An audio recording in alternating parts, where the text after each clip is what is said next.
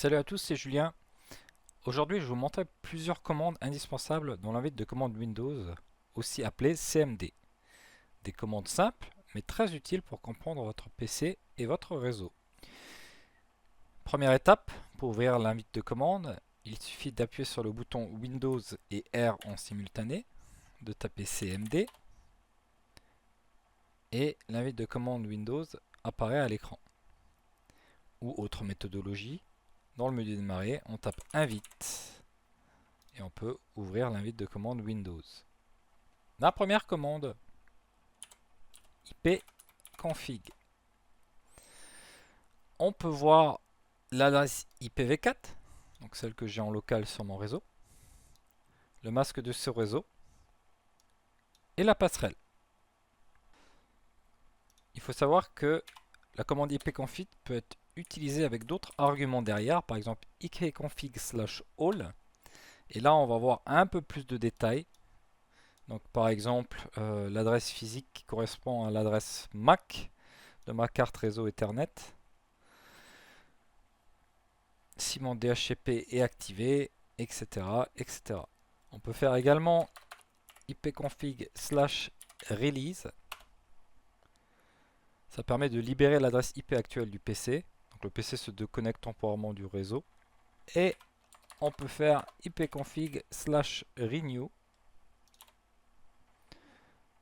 Donc on demande une nouvelle adresse IP au DHCP, généralement qui est chez vous votre box internet. Pour plus d'explications concernant le DHCP, je vous invite à regarder la vidéo que j'ai réalisée la semaine passée. Deuxième commande assez sympathique, CLS, qui fait un clear pour remettre à zéro, réinitialiser l'affichage dans l'invite de commande Windows. Après, la commande ping. Donc on peut pinguer une adresse IP locale.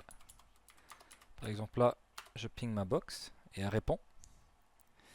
Si je tente de pinguer un élément qui n'est pas connecté sur mon réseau, un appareil éteint ou inexistant, bah là je vais avoir impossible de joindre l'hôte de destination quand ça ne répond pas. Et quand ça répond, ben, on voit le résultat au-dessus, hein, octet 32, envoyé 4, reçu 4, perte 0. Donc c'est que là le 0.1 répond, et là le 0.150, soit il est éteint, soit cette adresse IP est disponible. On peut également pinguer des adresses IP de sites web, hein. Par exemple ping google.fr. Et là on a l'adresse IPv6 de Google qui nous répond. Donc bah, la commande ping, hein, ça permet de voir si un élément sur le réseau local est bien présent et connecté et répond. On peut également voir le temps de réponse et le nombre de paquets envoyés et reçus. A savoir que si jamais j'ai un boîtier qui est connecté sur mon réseau, qui répond au ping, je peux faire un ping -t. Bon, on peut mettre l'argument au début et à la fin, hein. On peut le mettre, attendez, je vais vous montrer. On peut le mettre soit ici après le ping. Donc ça va réaliser un ping permanent. Et si on veut arrêter, bon, il suffit de faire CTRL-C avec votre clavier en simultané pour arrêter le ping permanent. Alors, le ping permanent, il va être très utile pour faire du diagnostic sur un réseau. Si on veut vérifier que un dispositif a bien l'adresse IP 0.2, ce que je peux faire, c'est lancer un ping permanent, l'éteindre ou le débrancher, et normalement l'appareil devrait arrêter de répondre une fois qu'il est débranché.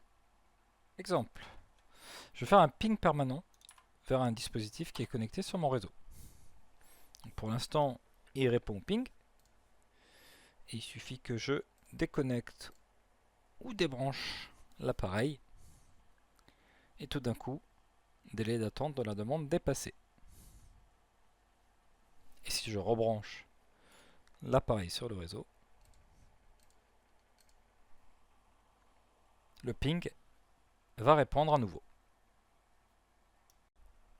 Autre commande utile, NSLOOKUP vers un site. Ça permet de demander au DNS à quelle adresse IP correspond un nom de domaine.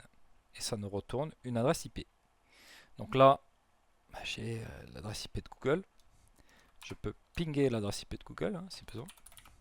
72, 117, 22, 163. Ça répond au ping. Mais également, je peux tenter d'y accéder.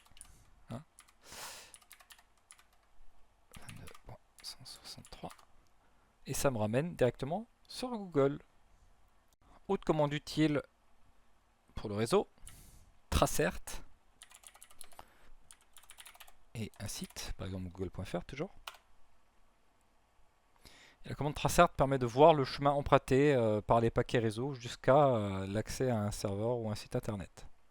Donc on voit les différents sauts réseau, aussi appelés hop. Et à la fin, si tout se passe bien, on devrait avoir itinéraire déterminé. Ensuite, la commande dir, ça permet d'afficher tous les dossiers et fichiers présents dans un répertoire. Donc là, on est dans le répertoire C user nirv et je peux vérifier en ligne de commande les différents fichiers présents dans ce chemin. Après, il y a la commande cd. cd et un chemin, donc change directory. Et donc là, on remarque que j'ai changé le répertoire où je me suis situé dans le DOS. Et je peux faire dir et je vois les programmes présents dans mon répertoire s'étampent. Je peux utiliser la commande del test.txt pour delete, supprimer. Et si je regarde dir, je remarque que test.txt a bien été supprimé. Au passage, la suppression par le DOS supprime définitivement le fichier. Il n'est pas positionné dans la corbeille. En conclusion, je vous ai présenté différentes commandes utiles sous Windows. Et la dernière, exit, pour fermer l'invite de commande.